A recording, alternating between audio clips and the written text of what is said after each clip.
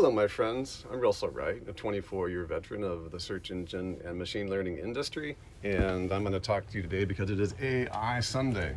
I live full-time on the road. This is my RV. Family's out of town, and I'm just about to go out, get some food.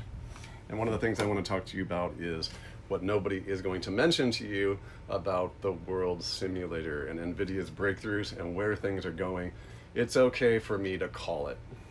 What I mean by calling it is that as a technologist, as a futurist, I've accidentally or on purpose or just through a lot of years been able to predict technology trends, like unfortunately, very accurately, and I guess fortunately in some situations. One of my first companies was a natural language processing company called Zoom. And what we did is during Web 1.0, we scraped the entirety of the internet as one document and extracted all the keywords from it. And once we extracted the keywords, we put dollar bill pin signs on them for the most powerful keywords. And then we sold them in the form of data to people back in that would be a long time, back in 2005. And so what I'm doing here, this is my little whiteboard. When I really have to think about where AI is going, it's dark in here because I couldn't work in here, but this is where I go. Came out here to get a book because I want to talk to you about mentoring the machines, because you need to know about the world engine, what it means.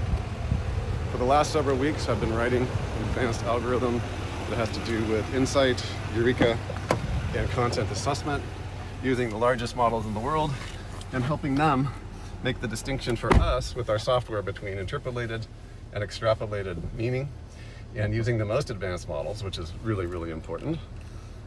And that includes everything from Anthropic to any of the big models that, of course, are owned by corporate interests. So here's the book, Mentoring the Machines. I'm going to call it John is Right. John Vervaeke. So why am I calling it? And what do I mean by calling it? Don't get too comfortable. Know that nothing is going to be the same, and this time it's real. This iteration is real.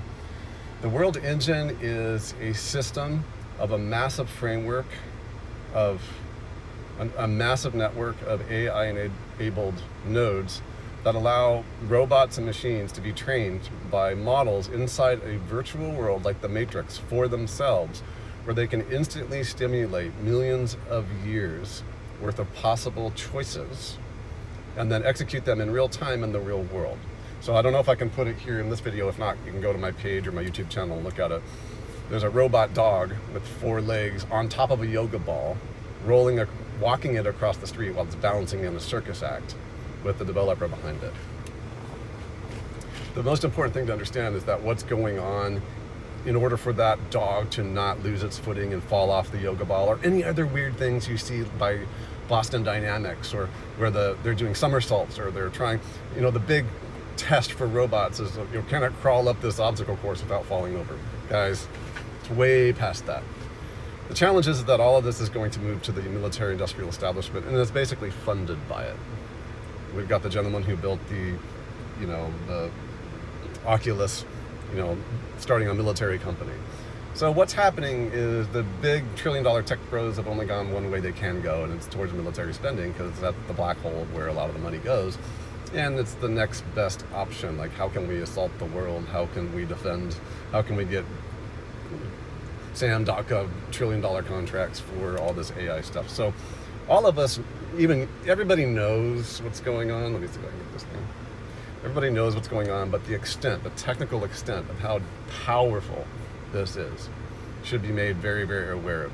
So when you see an impossible robot, a robot doing an impossible thing, flipping upside down or walking across a thin beam, or the new robot that has wheels on it that can go over any terrain and seemingly never lose its proprioception, never lose its grip or fall over or trip over a rock.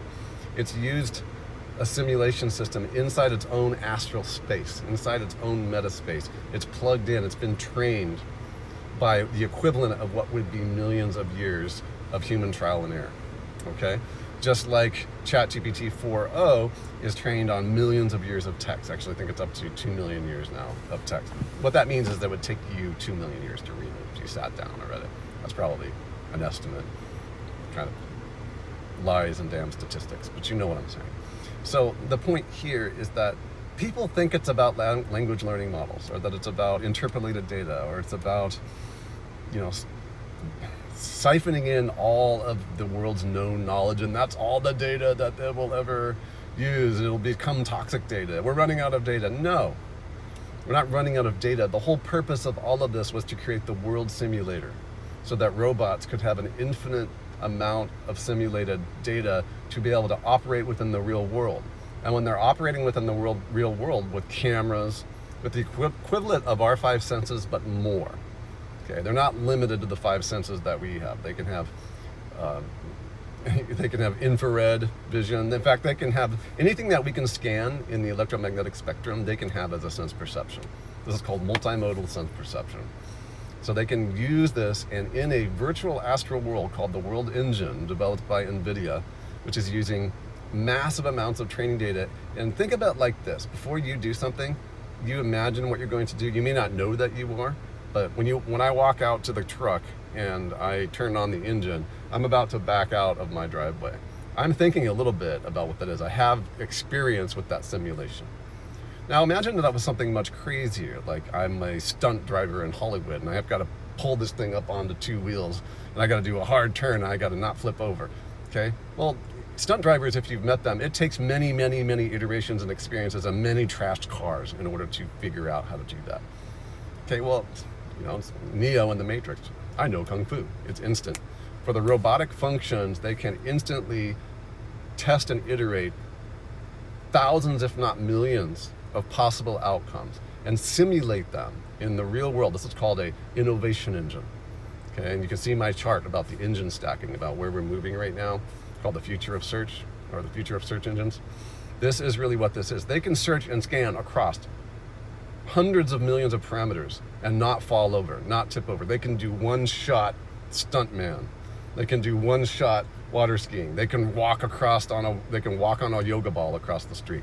See our videos. Okay, this is all part of Eureka and NVIDIA's new function.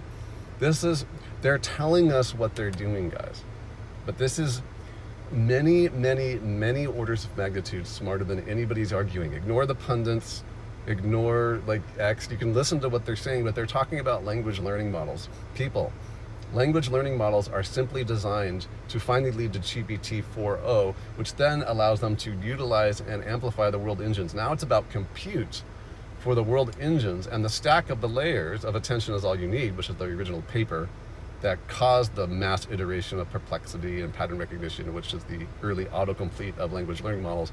The whole purpose of all that was fodder. It was a meme stack. It's the 3rd and 4th replicator. Okay, it was just a replicator. Language learning models are just a replicator for the world engine. And the world engine is where all robots everywhere in real time can plug in and do anything. And if they're not sure how to do it, they can be like Neo in the Matrix and say, I know Kung Fu, because they can go and learn it, but you won't notice it because it all happens in a second. That means every second, every robot around you is going to be learning millions of years worth of data, the equivalent of what would take you millions of years to learn, in real time, and executing that on the human population, good or bad. Do you understand what I'm saying here? Okay, this is not your grandmother's science fiction movie. We're in it.